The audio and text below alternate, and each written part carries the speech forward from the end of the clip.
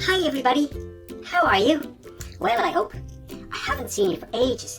Myself, Captain Puffluff, well, we've been really busy recently. Now, as you probably know, something fun and scary is coming up soon.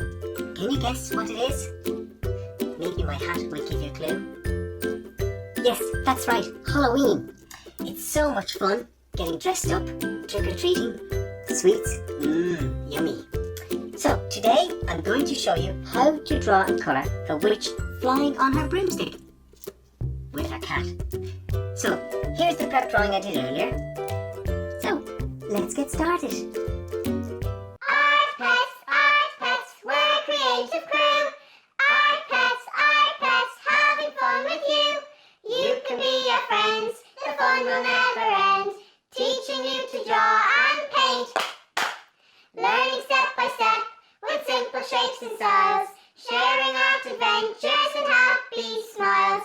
Climb aboard and let's get started. Art pets, we are the art pets. For this, you will need paper, a pencil and colouring pencils, an eraser, and crayons or pastels. I'm going to start with the idea of the moon, and for the moon I need a large circle. I'm going to start with that first, and you can see I have a bowl here, and I'm simply going to draw around the outline of the bowl to create my circle. Now, it does not need to be a perfect circle. In fact, I'm going to make it a little bit uneven when I'm colouring it in, just to get rid of it and wobble to it, but that's more than good enough for now. So I take away my bowl, and now, as usual, you know how I like to do my drawings with simple shapes, and as you can see over here, I've done out a preparation shaped idea for my drawing of the witch flying across the moon. So you can see the triangles for her hat, the circles and ovals for the hair and head and face, the cape, her hands and arms, her dress, her legs and feet, her broomstick, and of course her cat. So let's start off with those simple shapes. So for the hat, we have a triangle that goes outside of the moon at the top. So I'm just going to start off with a shape here of a triangle for the top of the hat, and then for the bendy bit at the top, another triangle. A very long narrow rectangle for the peak on the hat, it is a hat. And then for her face, just at the front, I'm going to put a circle thereabouts. So you can see I always go with very loose lines, and then another loose shape of an oval for the hair. Then from there, a big oval for her cape. And you can gauge by the shapes that you see here how far into the shape of the moon we have the drawing of the witch herself. Then for her arm, which is just below the hair here, we have another narrow oval, and then a shorter oval there for the other arm. Then for her tummy area, we have an oval there. For her knees and the bottom part for legs there. Her legs sticking down 1, and her foot 2, and her other foot 1, and her other foot 2. And then of course a straight line through for the broomstick, and that tells us where the base of the broom is and where of course her cat is going to be sitting. So for the cat, we have an oval for the body and a circle for the head, and then finally just at the back we have an oval for her broom.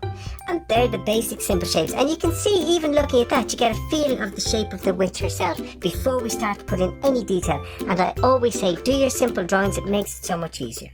Now we're going to start joining these shapes up. So starting at the top of the hat, I want to make it an old looking hat, a bit tatty and worn. So I'm going to just use that as a foundation, those shapes, and just build my hat, break it up a little here and there so you can see putting in a few broken lines. For the peak of the hat, again, just have it a bit worn, scraping here and scraping out on the other side. Of course, I'm going to give it a bit of decoration, so I'm going to put a buckle and a band onto our hat there. Now, for her face, I want it to look very witchy with a pointed nose and a pointy chin. So a line down just underneath the point of the start of the hat, just inside that, I'm going to start the face there. I'm going to have a curving out nose, and then back into the nostrils, and quite uneven, not too pointed. That'll be her nose. Then a little bit down below her mouth, or below her nose at the top of the mouth. We come back in for the shaping of the mouth, and again make her lips crooked, and then the chin coming down. Now, if you want to make the face bigger than the rest of the body for effect, do so. Don't feel it has to be too small or too right sized. And then her chin, quite a pointed chin like so. Then back in for the hair, we have her long straggly hair coming back here like that, and that'll be the hair on her. her eye, just for the eyebrow there, and a sort of triangle shape for the eye, just like that, looking forward. And you can have the crease line at the side of the mouth here. And of course, she wouldn't be any self-respecting witch if she didn't have a few warts and pimples on her nose and on her chin, just like so. If you wish, you can put in some bits of teeth like so, or not. It's entirely up to you. From there, her neck comes down. Then we have a little bit of a line for her body coming out here. The other arm is just going to come out, back down into the sleeve here, and then the other arm here on the left, the nearer one, leaving it a little bit of space so the hand can go down onto the broomstick, and that comes around like so. From there, we have the idea of her cape, and because we want to show it's in the breeze, just have it flowing back a little so it's not too perfect. It looks as though it's blowing in the breeze, and that's coming from across the shoulder and back down. It's not unlike the wing of a bird. From there, down around the base of her back, sitting onto the broomstick here, the creases up here, and then back for the end of her dress. And again, we make this very, very tatty because she doesn't have an awful lot of money, this witch. She's a bit poor, so we're going to give her a tatty looking dress.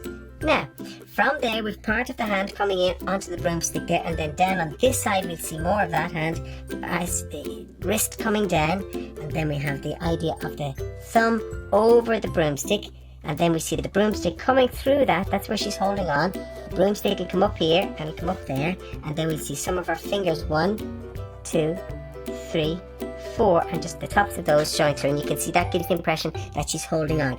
This hand is somewhat hidden by the dress, and that's fine, and we can have 1 or 2 creases there if we need to.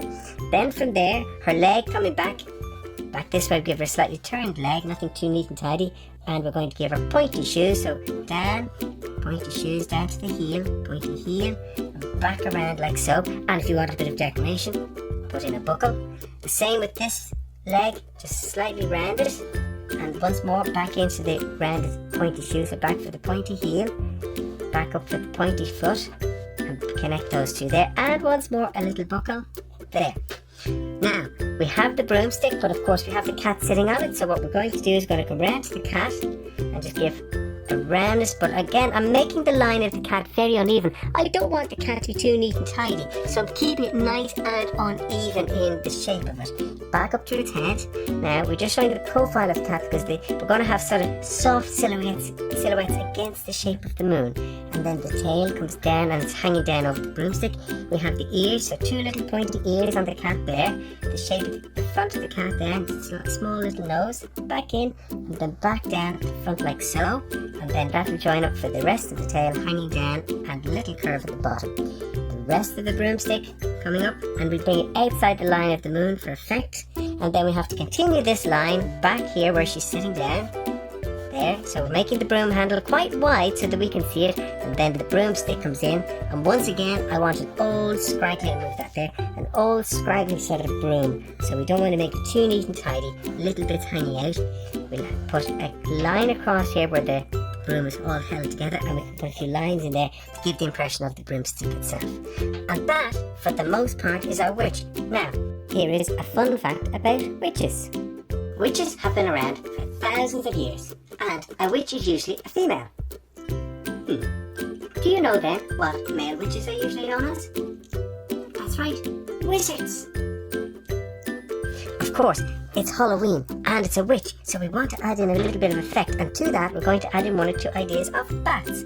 So we're going to take a bat down here, a circle for one wing, pointy ears too, and then the wing comes back up the other side that way, and then they have the indentations on the actual wings themselves, a little bit for the body, back in this way and joined it up, and that's one bat. And again, it's going to be a silhouette against the moon, and for balance maybe we'll put one over here, but we'll do it at an angle. So 1, 2, back up to the pointed ears, 3, 4, and again we just join up all of these spaces, and that could be the second bat up on the top there. Now, that's our pencil drawing done, and of course if you wish to make yours a simpler drawing than that, by all means, you don't have to have quite so much detail. You can let these, for example, the cape and the dress merge into one, that sort of thing if you wish. Now I'm going to take my black marker and I'm going to go around all of my outlines to make sure that it's a nice, sharp, clean drawing that I have, and after that I'm going to rub out the guidelines I no longer need. So with my black marker, simply going back over all of these, starting with the hat, back around. And again, I can really exaggerate the feeling of the unevenness with the black mark. It really shows out these spaces, the buckle and the hat. And I just follow this through, and then I'll come back to you when I have it almost done and let you see me finishing it all out.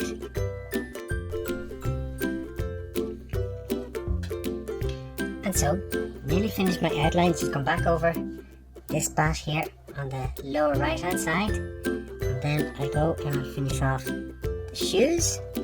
Now for the moon. And of course, we do need a few movement lines coming in. So we have one here, one there, and one here and there. So they give the impression that she is moving, and of course it gives the impression of a woman. Now, you could add in more detail as well if you wanted to. If you didn't want to keep it too simplistic, you could simply put in clouds coming across the moon and things of that nature. But I'm going to keep mine fairly simple for now.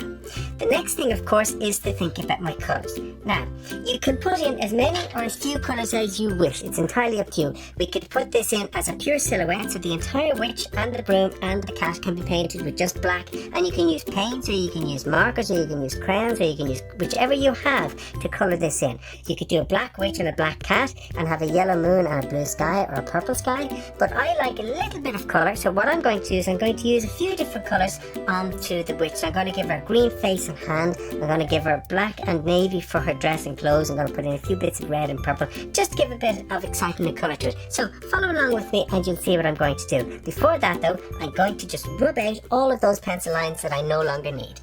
So to colour mine today, I am going to use colouring pencils, but I may also use a little bit of crayon for some of the bigger spaces. And I like the variation, they can mix together very well. So I'm going to start with the face, and I'm going to put in a nice green. It's a cool enough green, so not unlike a turquoise green, one of my favourite colours.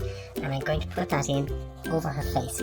And of course you can mix your colours and create different effects if you like in terms of lights and shades, or you can keep them as flat colours, whichever you prefer. Sometimes it's best just to start with flat colours, see how that works, and then if you want, add in little bits of other colour to make it a little bit more playful or a little bit more uneven depending on what you're trying to do. Now what I'm going to do is I'm going to put that dark green, that sort of turquoisey green in, but because I know I am going to have a bit of yellow on the moon, I'm going to add in a little bit of yellow over that just to give a little bit of warmth to my colour. So just mix out here and there to make it a little bit more fun and playful and make the skin look a little bit more aged. From there, I'm going to take my red and put in a red sash because I'm aware that the hat's going to be black, so the red will work really well against that, and in between my buckle there, that space. For the idea of the buckle, I'm going to use a yellow so that it looks a little bit more like gold. As I said, you can do this as a complete silhouette by just colouring the whole thing in black if you wish, or you can add in what I'm doing now, which is a little bit of colour. From there, into the background, I'm going to put my yellow moon, and I'm going to use a colouring pencil for this, so it'll take me quite a while. I'll start just to show you what I'm going to do, and then I'll come back to you in a few minutes once I have this filled in. To add a little bit of playfulness, I'm going to give her, instead of white of the eye, I'm going to put a bit of yellow into the whites of her eyes, and it just makes it look a little bit more fun and playful looking. Now, for the hat, I said earlier I was going to go with some black, so I'm going to just take my black and fill in her hat with my black. Black is a great colour, but sometimes it can be a bit too strong or a bit too harsh. So when I'm using black, sometimes if I don't want it to be too harsh, what I do is I put a softer colour on first and then put the black over it. For example, on the cat, I don't want to make the cat too dark. So what I'm going to do with the cat first is I'm going to take my purple and I'm going to colour my cat with this soft purple first. And then over that purple, I'm going to put my black. And what that does is it gives me a dark colour, but it's not a heavy flat colour. It's a much more interesting black colour. So I get a sort of purpley black, which I think is a great colour. So now I'm going to put my black back over that, and you can see the purple comes through and creates a slightly different, warmer colour. Now I'll do the same with the bats, and then we will talk about the idea of the clothing after that.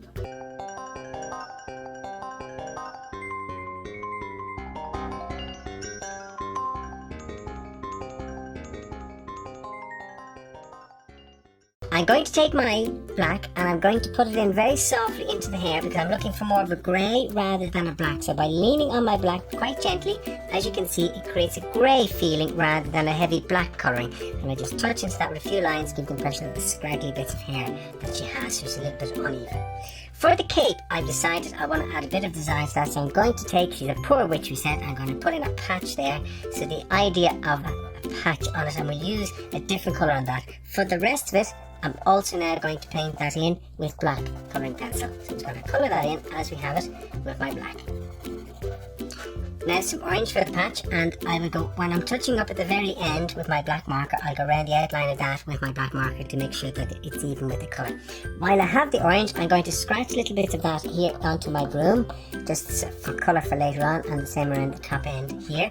And I'm also going to put it over the broom handle because I want to create a brown, but a warm brown, so I'll use the orange as a foundation. Now from there I'm going to go back in to my dark blue, and I'm going to use that for the witch's dress. And some black for the creases, just to give them a little bit of depth, and for the side of the arm here, and for the line across her lap. While I have the black, I'll do the shoes.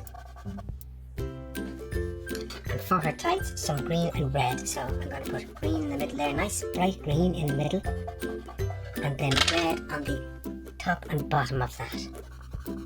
I must go back to my yellow and take my yellow and now fill in the broomstick. Brown for the handle of the broom, so let's add some brown over all of these spaces that orange is, and let little bits come through the broom, the bottom of the broom there as well. I think I will also take a little bit of soft black over that, so just lean very gently to make it a dark brown. And here is another fun fact about witches.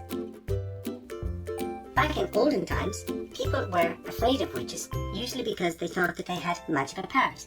But actually, most witches simply had a knowledge of plants and herbs, and they used this skill to make medicines or potions to ease or sometimes cure sickness. Lean very gently there with that, like so. And there you have most of the actual colours of our witch painted in. Now I'm going to go to my sky, but because my sky is such a big space, I'll be there for ages with the colouring pencil, so I'm going to use my crayons for that. I'm going to block in with some of my crayons, different colours, just to create a little bit more playful. So I'm going to take my blue, for example, I'm just going to start scratching and using the side of the blue, filling in a bit of that background colour, and it's quite soft in against the idea of the moon.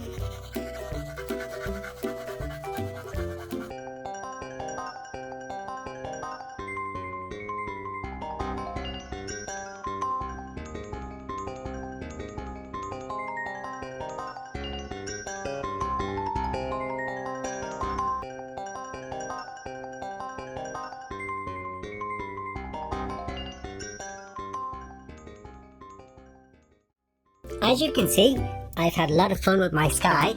I started with pale blues, and then I went over it much more heavily with stronger blues, added some violets, added some yellows, added some red, going in different directions diagonally across, just to create a bit of texture and playfulness in my background, and it adds a sense of movement through the sky when you use lines rather than flat colours. Time now to just go around all of my drawing again with my black marker, just to clean up and give a sense of finish to each of the spaces. And that is the end of our witch. Perhaps you might give her a name. I don't know, what might I call mine? I think I'll call her Wilhelmina the Witch. What's yours? And there we have our witch on a broomstick with her cat. Have lots of fun drawing and colouring yours, and share with your friends to have even more art adventures. If we have time before Halloween, myself or Captain Puppyfluff are hoping to show you how to draw and colour a haunted house. Whoa. Until our next art adventure together, have lots of fun. Look forward to seeing you soon. Bye for now. Bye.